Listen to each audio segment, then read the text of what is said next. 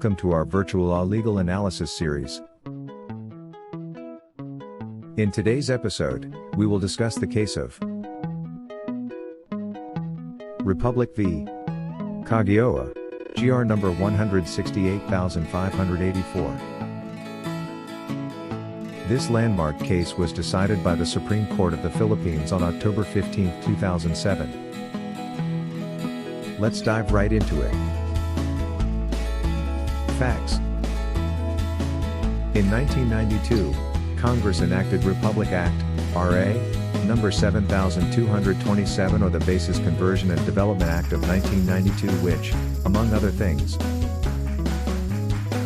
created the Subic Special Economic and Freeport Zone, SPF, and the Subic Bay Metropolitan Authority, SPA. RA number 7227 also exempted the SPF from all taxes, fees, and charges imposed by the national government, except for taxes on real property. In 2004, Congress enacted Republic Act, RA number 9334, which increased the excise tax rates imposed on alcohol and tobacco products. R.A. number 9334 also provided that the increased excise taxes shall be collected even on alcoholic and tobacco products brought into the SPF. Several businesses operating in the SPF filed a petition for declaratory relief with the Regional Trial Court, RTC, of Olongapo City, seeking to nullify the implementation of Section 6 of R.A. number 9334. They argued that the SPF is exempt from all taxes, fees, and charges imposed by the national government, including the excise tax on alcoholic and tobacco products. The RTC granted the petition and issued a writ of preliminary injunction enjoining the implementation of Section 6 of RA number 9334.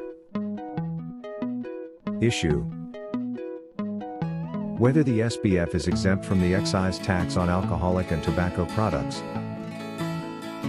Ruling: the Supreme Court held that the SPF is not exempt from the excise tax on alcoholic and tobacco products.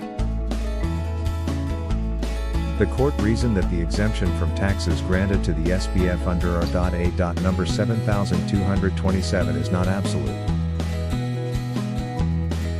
The court pointed out that RA number 7227 itself provides that the SPF may be subjected to taxes, fees, and charges imposed by the national government when necessary in the interest of national security, defense, or public health. The court also held that the companies could not rely on the tax exemption granted to the SFC to avoid paying excise tax. The court noted that the tax exemption granted to the SFC was a statutory privilege that could be withdrawn by Congress. In this case, Congress had withdrawn the tax exemption for the sale of tax-free goods to non-exempt entities. The decision in Republic v. Caguioa is an important precedent on the taxation of goods brought into the Philippines by tax-exempt entities. The decision makes it clear that such goods are subject to excise tax if they are sold to non-exempt entities. The court also noted that the increased excise taxes on alcoholic and tobacco products were imposed for a valid public purpose, namely, to raise revenue for the government and to discourage the consumption of these harmful products. Significance: the case of Republic v. Caguioa clarifies the scope of the tax exemption granted to the SPF. The case also affirms the power of the government to impose taxes even on areas that are otherwise exempted from taxation. That's all for this episode. What do you think about the topic? Feel free to comment and suggest what topic you want us to discuss on the next video.